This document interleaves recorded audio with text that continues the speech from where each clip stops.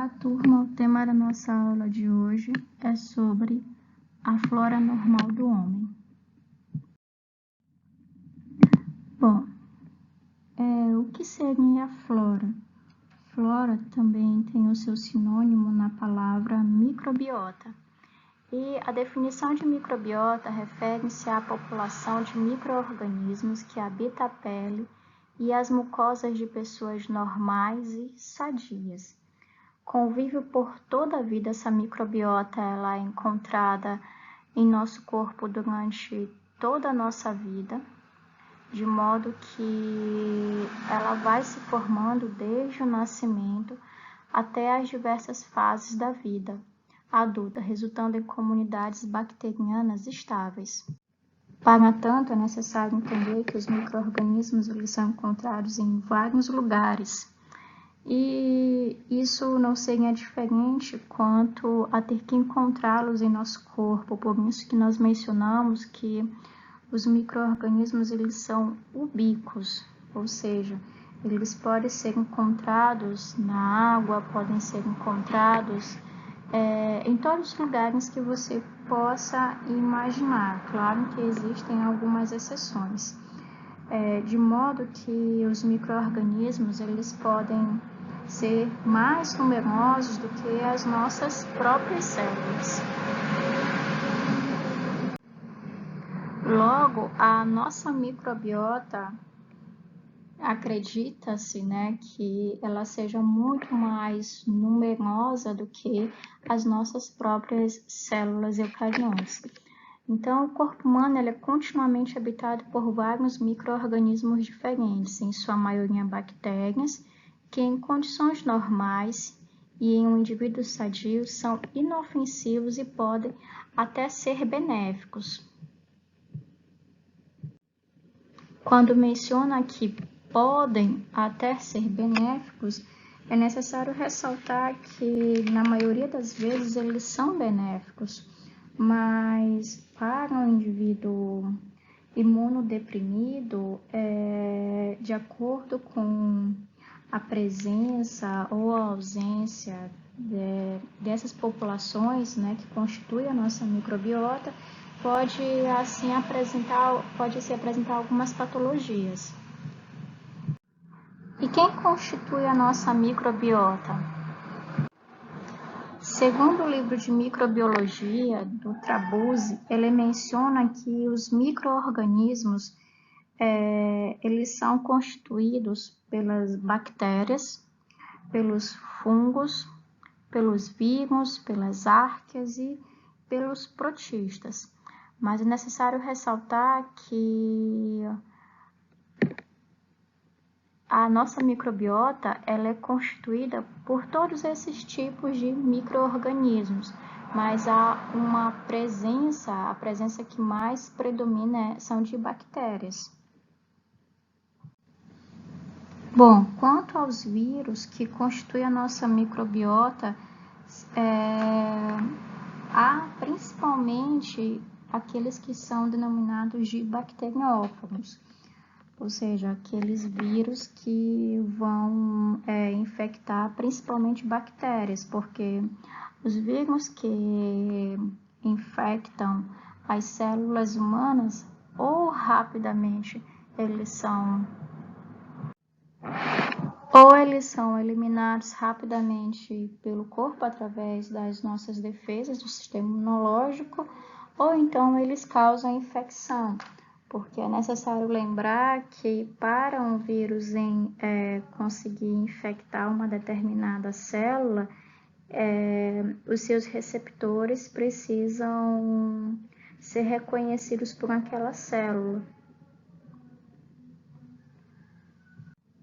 Quanto às arqueias, alguns livros antigos têm o termo arqueobactérias, mas esse termo ele já foi modificado, porque geneticamente falando, as arqueias elas têm muito mais similaridade com as células eucariontes do que as bactérias propriamente ditas. E até o momento ainda não foi identificado nenhuma arqueia que possa causar doenças. E algumas dessas arqueas, elas são encontradas, por exemplo, na região do nosso intestino. Quanto aos fungos, alguns deles são encontrados, por exemplo, no nosso sistema digestivo, no sistema genital, e alguns destes podem ser ditos como oportunistas em situações de que há um desequilíbrio no sistema imunológico.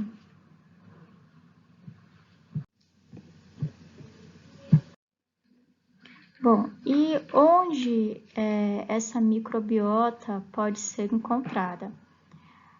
Bom, elas são encontradas principalmente na pele. A pele é o nosso maior órgão e também é aquele que está mais exposto. Pode ser encontrado, esses micro-organismos podem ser encontrados no trato digestivo. É importante lembrar que o trato digestivo ele é um tubo oco que está em contato com o meio exterior e como tudo aquilo que é ingerido, né? Como tudo aquilo que é ingerido passa por esse tubo oco, então passa pelo trato digestivo, então é um meio também que é rico, que é rico, no caso, em micro-organismos. Bom, também é possível encontrar no trato urinário, no trato genital, no trato respiratório, que é necessário ressaltar que no trato respiratório superior, que é composto pela orofaringe, você encontra um predomínio de né, uma microbiota ali presente, que é muito diferente, quer seja em números, quer seja em população, se você for comparar ao trato respiratório inferior, que aí envolve as traqueias e brônquios, em que nessa região há poucos micro-organismos, e até mesmo porque as células deste local, elas são bastante especializadas justamente para poder impedir infecções. Existem outros casos críticos, como por exemplo pacientes que têm fibrose cística, e esses pacientes eles apresentam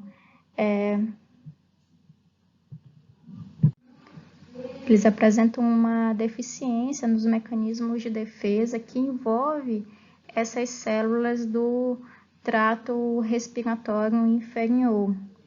E esses pacientes, eles apresentam um quadro de insuficiência respiratória, de modo que até mesmo a expectativa de vida deles muitas vezes não chega a 20 anos.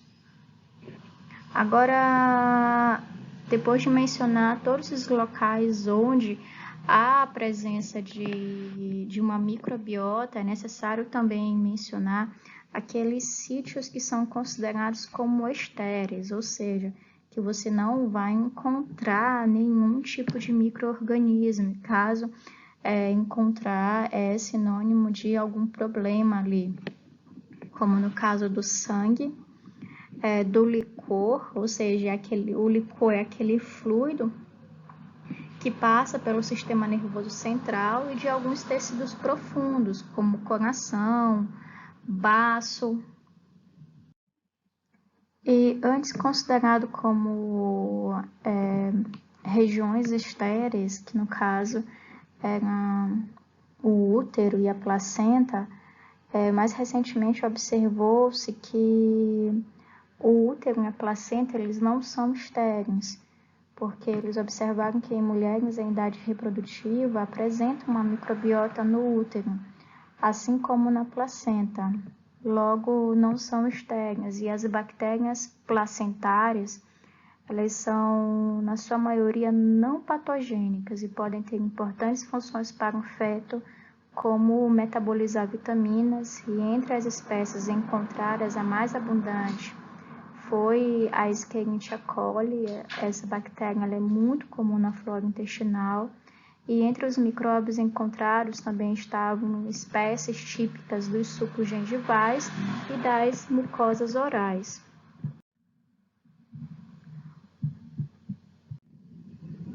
Além disso, já existem trabalhos que correlacionam o tipo de parto com a composição da microbiota e também com o perfil do sistema imune.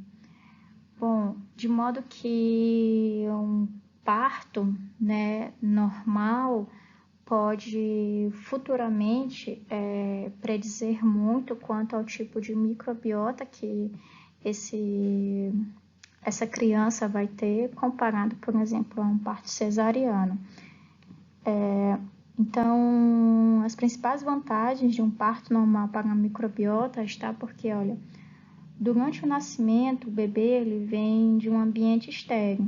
Ele entra em contato com uma variedade de micro-organismos que irão colonizar a sua superfície e desempenhar diversas funções. Então, o contato inicial com essa microbiota, ela estimula o desenvolvimento das funções do trato gastrointestinal, como já foi até mencionado anteriormente, em relação à influência que a placenta, que a microbiota da placenta tem em relação à metabolização das vitaminas.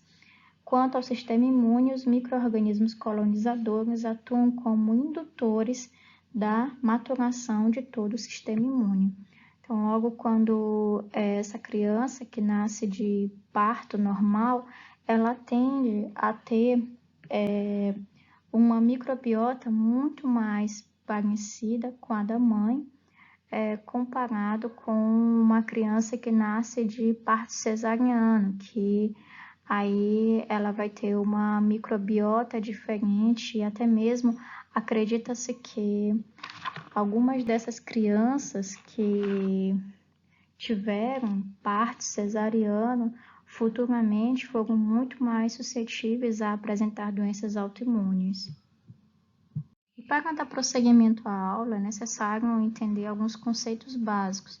E um desses conceitos é colonização. Colonização é a aderência e multiplicação bacteriana ou fúngica em um hospedeiro, sem causar dano tecidual ou comprometimento de funções.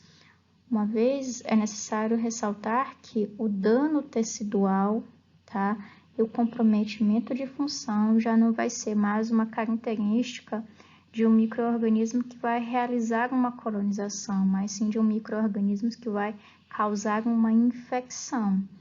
Então, é necessário que essa colonização, ela se dê de uma forma pacífica, entre aspas, de modo a não ter que causar nenhum dano àquele hospedeiro, porque caso causar danos, acontece justamente o que foi mencionado anteriormente.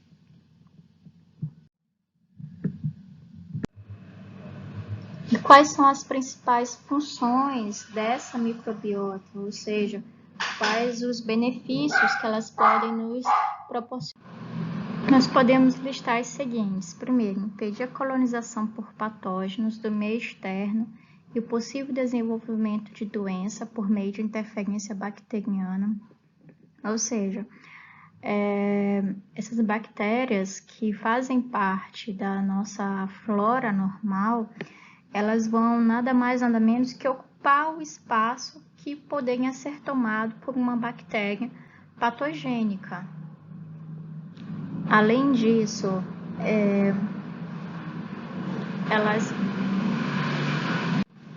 elas podem ajudar na absorção de nutrientes, estimulam a imunidade, contribuem para a produção de enzimas digestivas, auxiliando a função de alguns órgãos. Bom, já existem alguns trabalhos que mencionam que quando uma pessoa apresenta alguma disfunção no sistema digestivo, basta melhorar a flora para assim poder melhorar a digestão. Então, é por isso que há algumas pessoas que acreditam também piamente em uma alimentação que ela seja rica em lactobacilos. Então, ainda existe muito a ser estudado quanto a isso, mas já se sabe que a flora normal ela vai contribuir justamente para a produção dessas enzimas digestivas. Além disso, a flora normal vai ajudar na produção a glicosidases. O que são essas enzimas? Essas enzimas elas são enzimas que ajudam na catálise, ou seja, na quebra de carboidratos complexos e também sulfatases, que favorecem a absorção de sais biliares e hormônios esteroides. Além disso, essa microbiota vai também auxiliar na produção de vitaminas do complexo B e vitamina K. Bom, e como comentado inicialmente, quando ocorre algum desbalanço quanto ao sistema imunológico e também em pacientes imunodeprimidos, esses micro-organismos que inicialmente são ditos como comensais, ou seja, não causam nenhum dano, né? Nenhum tipo de dano tecidual ou infecção, eles podem tornar-se oportunistas. E um exemplo de patógeno, um exemplo de micro-organismo oportunista é a Cândida. A Cândida é um fungo que pode ser encontrado na região oral, pode ser encontrado na microbiota vaginal, mas quando acontece justamente um desequilíbrio no sistema imunológico, as pessoas podem apresentar a dita candidíase. Então, quais são os possíveis danos causados pela flora normal? Bom, alguns desses micro-organismos, eles não são patogênicos quando localizados na região anatômica usual, mas podem ser patogênicos em outras partes do corpo. Por exemplo, quando acontece um escape destes micro-organismos da sua região habitual para outras regiões.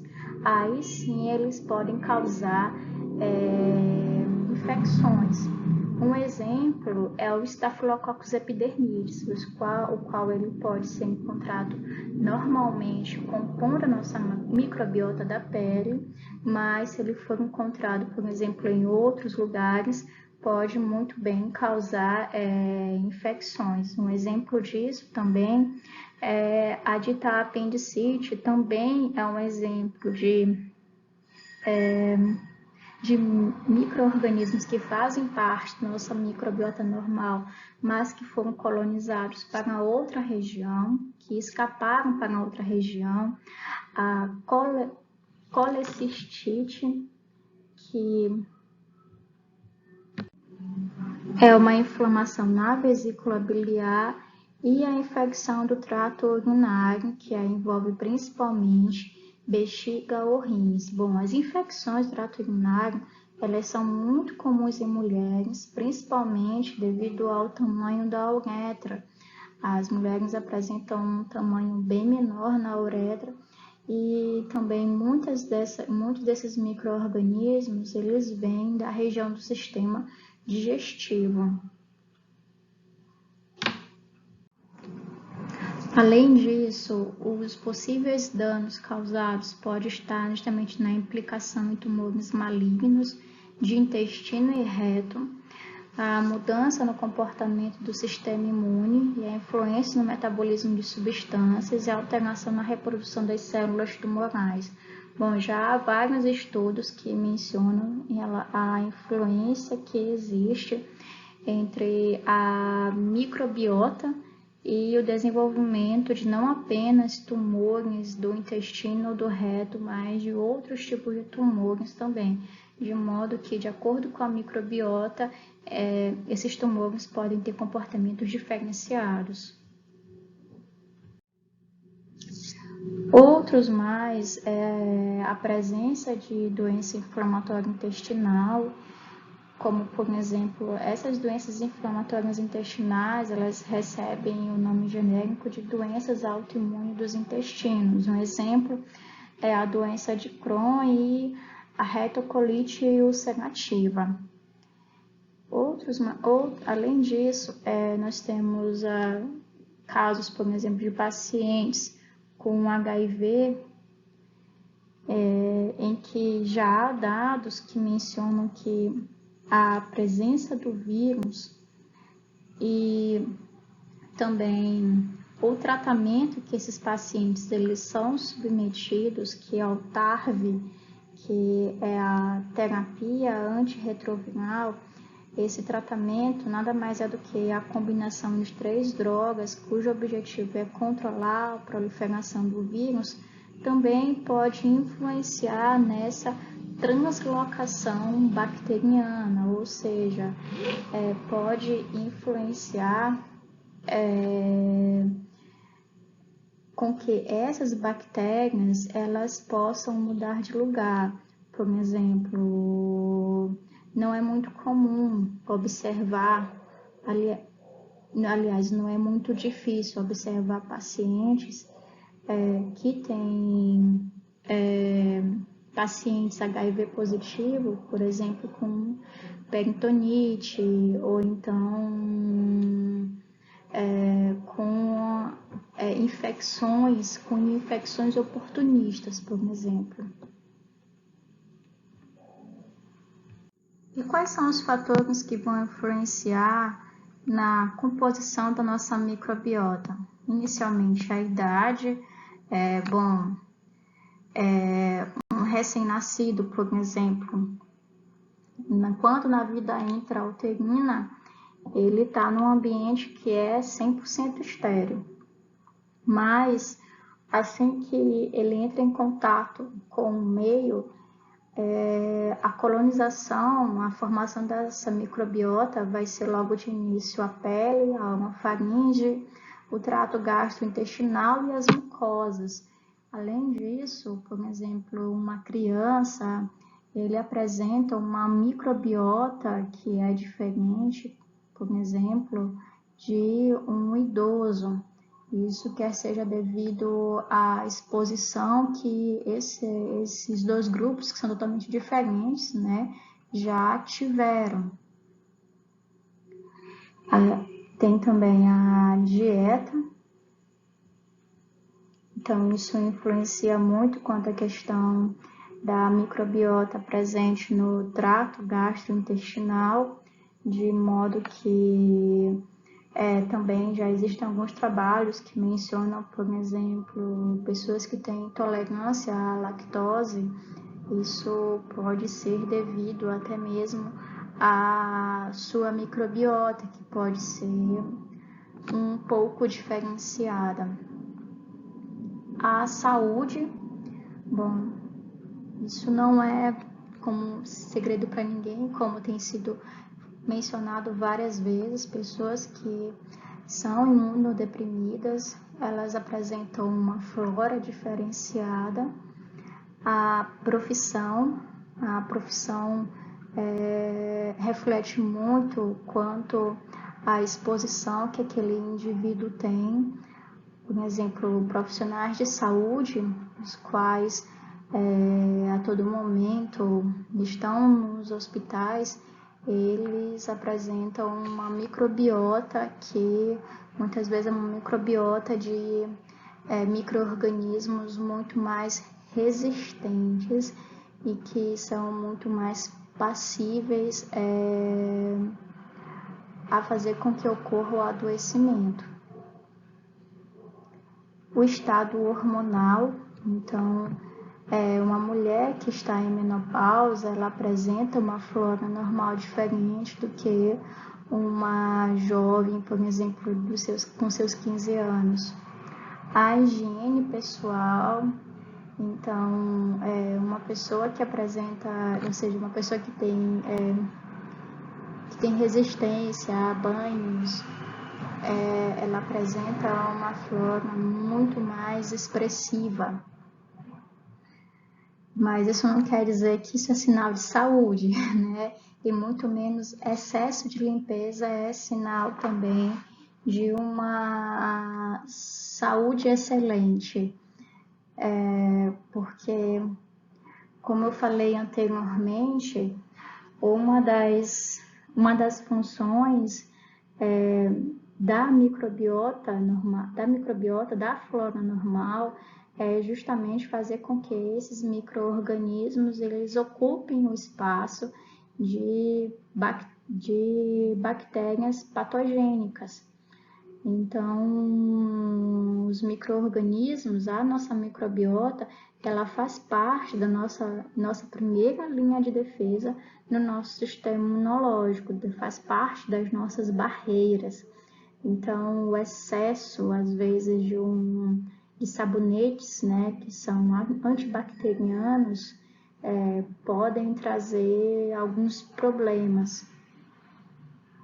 E também o uso de antimicrobianos, que podem, às vezes, na tentativa de tentar eliminar um patógeno, uma bactéria que seja patogênica, também ocorre a eliminação de bactérias que não são patogênicas.